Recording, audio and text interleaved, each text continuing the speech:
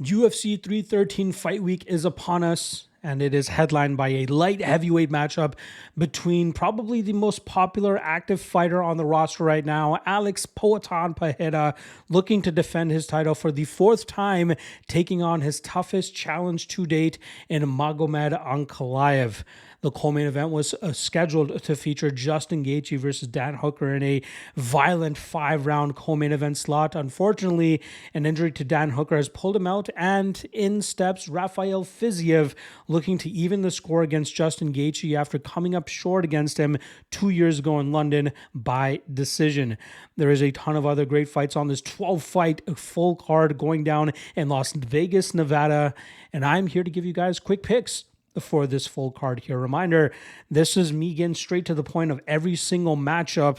If you want more in-depth breakdowns on these fights, I broke it down earlier this week on Sunday when I dropped the MMA Lawcast, going nearly 4 minutes on every single fight, giving you guys the in-depth breakdowns for every single fight. So if you guys want to check that out, check the link in the description below, or just go to the YouTube page and check out the MMA Lawcast.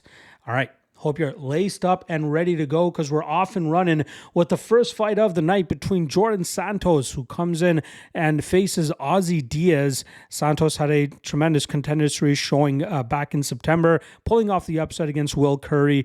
Unfortunately, he's going up against a very scrappy and tough Ozzy Diaz, who I believe will be able to push the pace, wear down Santos, and eventually find a finish in the second or third round. Next up, Chris Gutierrez going up against John Castaneda. This fight got put together pretty much on fight week, as both guys lost opponents over the last 2 weeks, and now they're scheduled to compete against each other up a weight class. I believe Gutierrez's calf kicking and defensively responsible striking approach will allow him to pick apart John Castaneda and win a classic Gutierrez decision. Next up, Myron Santos going up against Francis Marshall. Santos is a very solid prospect with a ton of potential, and I expect him to utilize his defensive grappling to keep this fight in the Muay Thai realm, where he'll have a tremendous advantage over Marshall, and I think that could lead to him either finishing this fight in the third round or winning it on the scorecards. Next up, Alex Morono going up against Carlos Leal. Leal got gypped in his UFC debut against Renat Fakhretdinov, but I expect him to go out there and push the pressure here against Morono, opening up a finishing opportunity for himself within 2 rounds. Next up, Bruno Ferreira going up against Armen Petrosyan. This is a fantastic matchup between power and precision. I'm going to go with precision here with Petrosyan, as I think he'll do a great job in terms of shutting down any type of grappling Ferreira tries to throw at him, and then pick him apart on the feet, winning this fight on the scorecards. Next up, Joshua Van going up against Ray Tsuruya in a matchup that is a classic striker versus grappler matchup.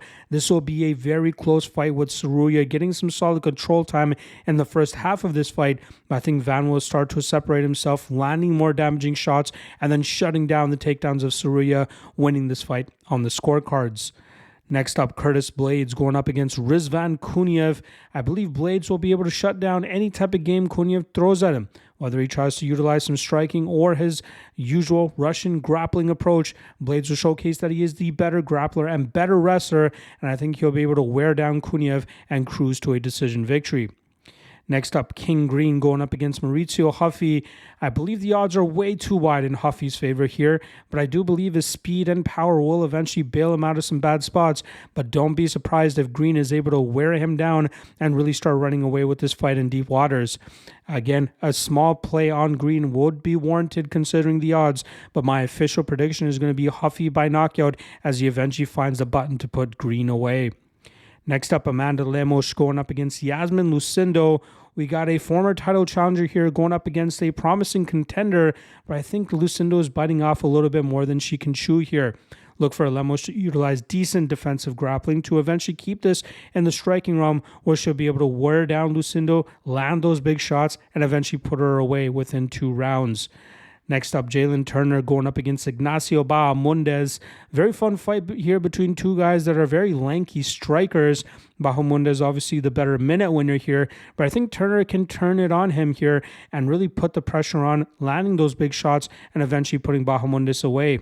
I get it. Bahamondes is very tough to put away, but Turner will be able to match him with his lankiness and his range, and I think he'll be able to land some big shots to really separate himself and eventually find that finish by round 3. Next up, Justin Gaethje going up against Rafael Fiziev. These two met 2 years ago in London, and Gaethje was able to pull away after a very close first round, and I think that will see him be more prepared for this matchup. Don't forget, Fiziev is taking this fight on a week and a half notice, having to fly across the world, cut the weight again completely, and then going in there against a guy like Justin Gaethje after coming back from a torn ACL. It's going to be very difficult for him to pull off this upset here going up against Gaethje. I'm going to go Gaethje and Gaethje by decision. Next up, the main event.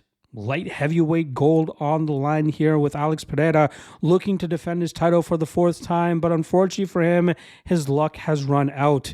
The UFC has kind of fed him other kickboxers and strikers, allowing him to have favorable matchups. Now he's going up against a guy in Ankalaev who can put the game together a lot better. Look for Ankalaev to mix his martial arts very well and be way more competitive in the striking than people are expecting him to be. I believe this will allow Ankalaev to mix his takedowns in properly, get the control time that he needs, and eventually grind this fight out and win the title. And new light heavyweight champion, Magomed Ankalaev. There you guys go. Quick picks for UFC 313. I got a full week of content coming your way today already. I've already dropped the Legacy Warriors podcast, so make sure you guys tune in for that if you want some LFA 203 breakdowns. And on Friday, I'll be dropping another Legacy Warriors podcast breaking down Cage Warriors for their inaugural 2025 event. Check out the YouTube page. A ton of content covering the UFC and other regional promotions. Make sure you guys check it out. Good luck on all your action this weekend, folks. And I'll see you guys again tomorrow for the Lockheed Two-Step, Lockheed Trinity Free Parlay. Peace.